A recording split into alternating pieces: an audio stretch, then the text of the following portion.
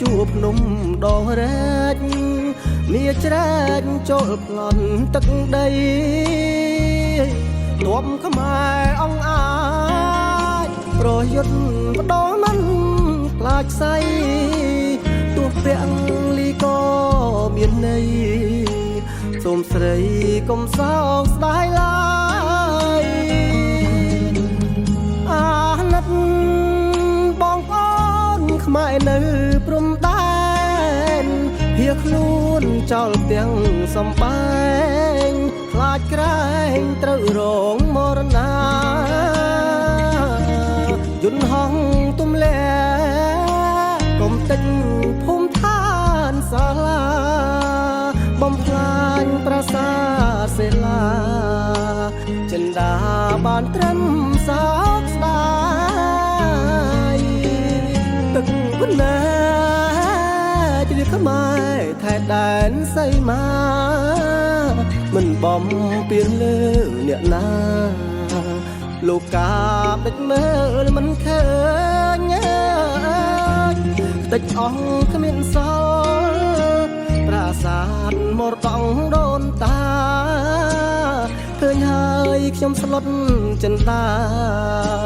ខ្លោចសាព្រោះចោលអត្រីខ្លាចហើយសង្គ្រាមបំពេញជីវិតខ្លាចពីងមិត្តចិត្តឧក្រិដ្ឋការពិត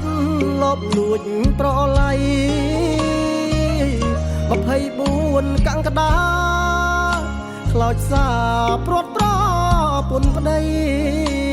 កងទ័ពពលីគ្មានថ្ងៃត្រឡប់ជួបជុំគ្រួសារ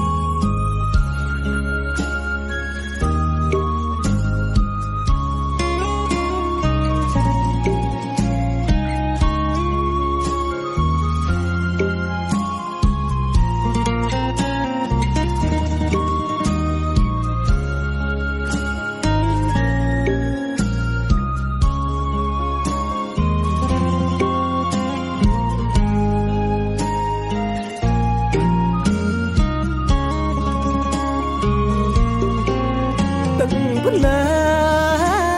ជ្រាខ្មែរថែដែនសីមាមិនបំពេញលើអ្នកណាលោកកាបដេចមើលមិនឃើញខ្ទេចអស់គ្មានសល់ប្រាសាទមរតកដូនតាឃើញហើយខ្ញុំស្លុតចិន្តាខ្លោចសាព្រោះចោលអត្រីខ្លាចហើយ